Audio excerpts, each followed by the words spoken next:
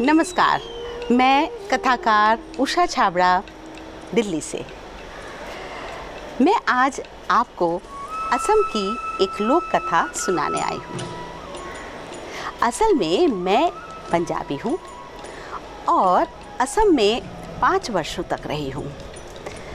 असम मेरे मन में रच बसा गया है, तो जब यहाँ पर आंचलिक कहानी कहने की बात हुई तो मैंने सोचा क्यों ना असम की बात करूं।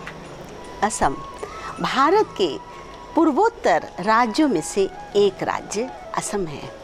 बहुत ही खूबसूरत, उसकी झील, उसकी नदियाँ, उसके झरने, उसकी पहाड़ियाँ, उसके जंगल इतनी खूबसूरत हैं कि देखते ही बनती हैं। तो मैंने सोचा आपको एक अच्छी सी, एक प्यारी सी एक लोक कथा सुनाऊं। जानते हैं ये मोर को पंख कैसे मिले? जानते हैं कि ये मोर बना कैसे? बहुत बहुत बहुत पुरानी बात है। एक गांव था। उस गांव में गनेरू नाम का एक व्यक्ति रहता था जो कि वहाँ का मुखिया था।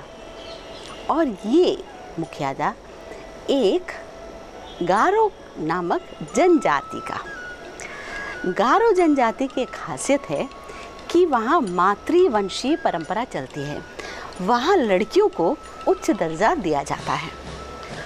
तो उसकी एक बेटी थी, उसका नाम था जयमाला। जयमाला बहुत ही खूबसूरत थी और वो नृत्य बहुत सुंदर करती थी। जब वो नृत्य करती तो ऐसा लगता कि धरती मानो झूम उठी है। तो एक बार गनेरू ने क्या किया, वहाँ पर एक प्रतियोगिता रखी।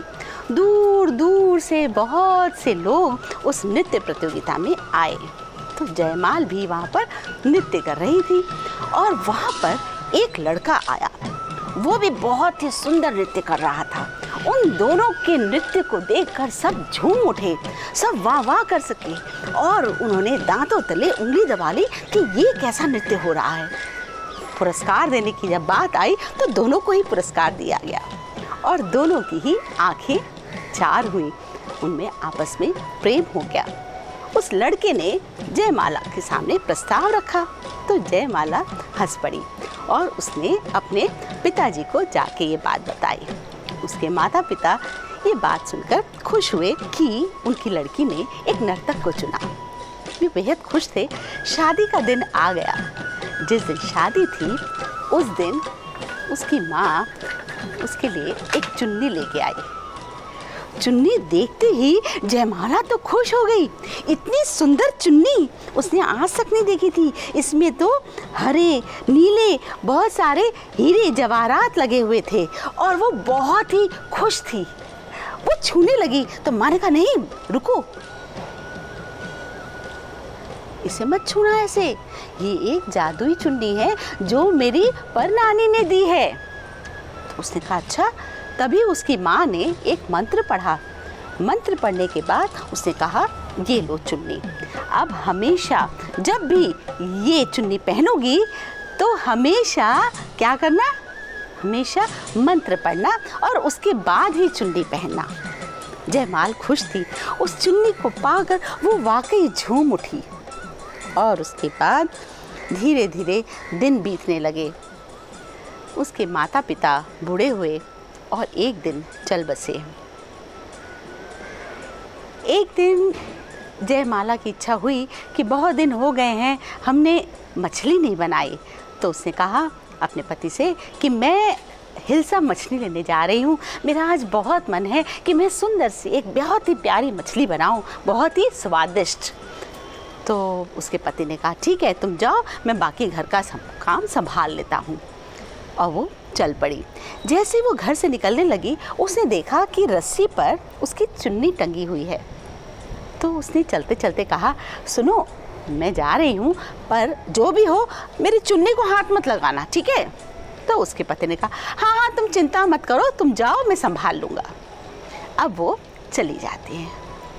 वो जब चली गई तो धीरे धीरे बादल घने होने लगे, काले बादल छाने लगे और देखते ही देखते बूंदाबांदी शुरू हो गई। तो उसके पति ने बाहर झांक कर देखा, अरे ओहो, उसकी चुन्नी लटक रही है। चुन्नी तो इतनी खूबसूरत है। उसने क्या किया, जाकर उस चुन्नी को हाथ लगा लिया। जैसे ही हाथ लगाया, उसका पूरा शरीर, वो चुन्नी पूरी तरह उसके शरीर से लिपट गई और उसका शरीर पूरा पंखों में बदल गया। अरे, वो तो मोर में परिवर्तित होने लगा।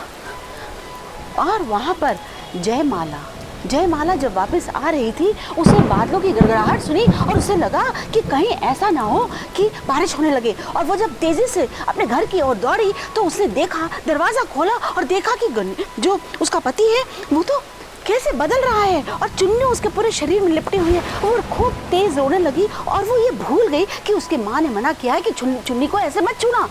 उसने बिना मंत्र पढ़े उस चुन्नी को हाथ लगा दिया और वो चुन्नी को खींचने लगी। नहीं नहीं नहीं नहीं। लेकिन उतनी ही देर में जब उसने उस चुन्नी को छुआ, वो भी उसका शरीर भी परिवर्तित होने लगा। उसके हाथ चुन्नी का थोड़ा ही हिस्सा आया था और वो धीरे धीरे मोरनी में परिवर्तित हो गई।